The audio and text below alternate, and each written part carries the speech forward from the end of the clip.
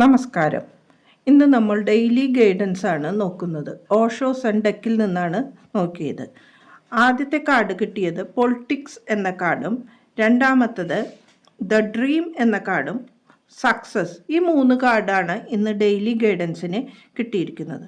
ഇവിടെ പൊളിറ്റിക്സ് എന്ന കാർഡ് പറയുന്നത് നിങ്ങളിപ്പോൾ ചില വ്യക്തികളുടെ ചിരിച്ച മുഖങ്ങളെ വിശ്വസിച്ചുകൊണ്ട് മുന്നോട്ട് പോയി എങ്കിൽ അവർ നൽകിയ ഒരു വഞ്ചന, നിങ്ങളെ ജീവിതത്തിൽ നിന്ന് ഒഴിവാക്കൽ, ഇതെല്ലാം അനുഭവിച്ചുകൊണ്ടാണ് ഇന്ന് നിൽക്കുന്നത് എന്ന് കാണുന്നു.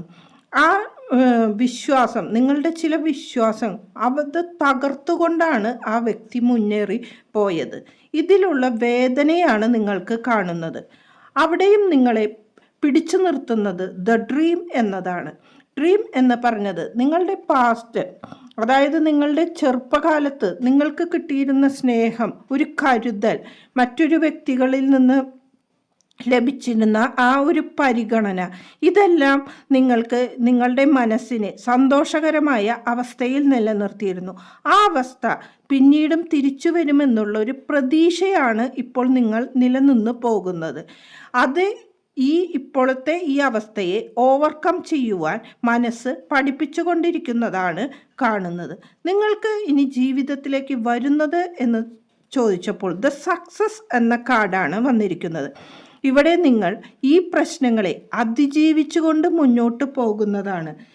അതായത് നിങ്ങൾക്ക് ഇപ്പോൾ കിട്ടിയ ഈ വഞ്ചനയും എല്ലാം ജീവിതത്തിൽ നിങ്ങൾ പഠിക്കുവാനുള്ള പാഠങ്ങളായിരുന്നു എന്നും നിങ്ങളെ കൂടുതൽ കരുത്തരാക്കുവാൻ വേണ്ടി യൂണിവേഴ്സ് നൽകിയ ഈ പാഠങ്ങളെ നിങ്ങൾ പഠിച്ചുകൊണ്ട് മുന്നേറി വിജയിച്ചു പോകുന്നതാണ് കാണുന്നത്.